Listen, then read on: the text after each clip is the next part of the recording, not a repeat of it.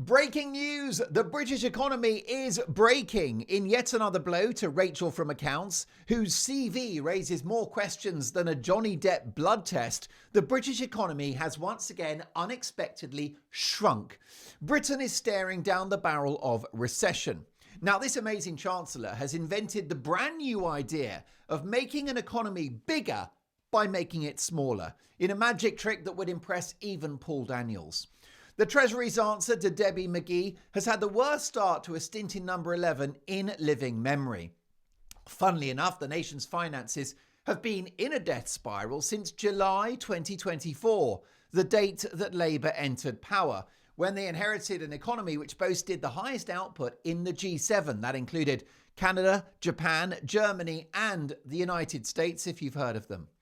But those evil, wicked Tories had to go. And after a catastrophically stupid political decision to talk down the economy on entering office, Labour have a crisis of their own making, compounded by shallow opportunism and the imaginary £20 billion black hole, which is proving more elusive than Elton John's natural hairline. And then there was the disastrous October budget, which saw one last effort at making socialism work. Rachel Reeves proudly announced that she was Britain's first woman chancellor, thereby unwittingly characterising herself as a diversity hire.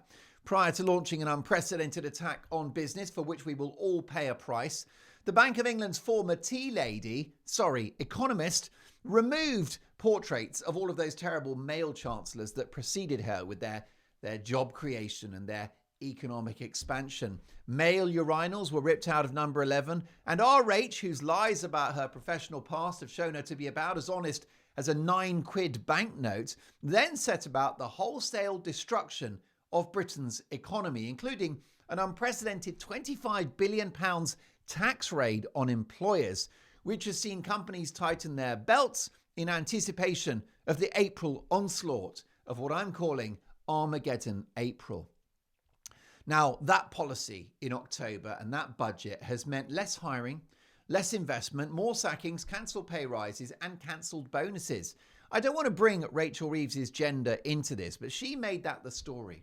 And it's an example of loathsome identity politics, whereby what you are is more important than what you do, with a subtle implication that certain groups embody more virtue than others. What nonsense. And of course, there's another progressive, groundbreaking trailblazer that's doing similar damage. Deputy Prime Minister and part-time Sharon Stone tribute act Angela Rayner, whose introduction of French-style workers' rights is the other massive headache for employers. Sick pay from day one, endless tribunals, and a probable expensive settlement if you want to get rid of someone that's rubbish at their job, including new employees. I'm sorry, but you shouldn't have full workers' rights from day one. You should not. Why? Well, because companies have got to work out whether you're any good, and you've got to work out whether you're happy with that company. There's going to be red tape for companies as well, form filling, and mental health provision for folk forever at home with stress and other hard-to-prove conditions. Plus, there's the axing of 0 hours contracts, which, like many socialist ideas, is well-intentioned, but which will horribly backfire, as ordinary people at the bottom of the economic ladder lose the freedom and flexibility of ad hoc casual work. 1 million people benefited from the freedom and independence of 0 hours contracts last year alone. I've done them. You pick and choose your hours. If you force employers into promising fixed hours every week, they will simply not hire. The argument against these casual arrangements is that people should have guaranteed hours, but under those circumstances, they can apply for something called a job. And there are currently 1 million job vacancies in the country. Although how long that will last under our Rachel, the queen of LinkedIn, is anyone's guess. So for lots of people who don't want a job or fixed hours, single parent mums and dads, students, older people, who love the ability to do a day's work here and a day's work there, well, that's been taken away from them. Now, what is that saying about so-called progressivism? The road to tyranny is paved with good intentions. One of the worst aspects of Rachel Reeves' vandalisation of our economy is lowering the threshold at which companies must pay national insurance on behalf of their workers to £5,000. That will mean less part-time work as companies try to balance the books. By the way, this isn't just small businesses that will struggle. Sainsbury's, Next, and Marks and Spencer's have been saying that they'll have to make savings elsewhere to accommodate this huge new cost. Labour think that companies like Sainsbury's are incredibly rich with endless deep pockets. But for the 6 months ending in August 2024, Sainsbury's net profit margin was 0.44%. So it's as much of a struggle for them as anyone else. And it's now far worse under this egregious, wicked, stupid, and dishonest government. Rachel from Accounts isn't just bad at economics, she's bad at politics too. Today, gaslighting the nation by saying the world has changed, and across the globe we're feeling the consequences. More lies, blaming the world for your own terrible, awful policies which have egregiously damaged the country. That's why I will not allow the narrative of so-called progressives to be seen as the good guys. Not when you leave pensioners shivering in their homes with the cutting of the winter fuel allowance. Not when you wage war on farmers with a heartless inheritance tax raid. Not when you punish aspirational families who send their kids to private school. Not when you make it harder for companies to turn a profit when they're the ones who give people jobs and produce national income. Not when you introduce an effective jobs tax, which is already seeing the return of the social ill of unemployment, which places effective, talented people on the dole queue, becoming a burden on the state.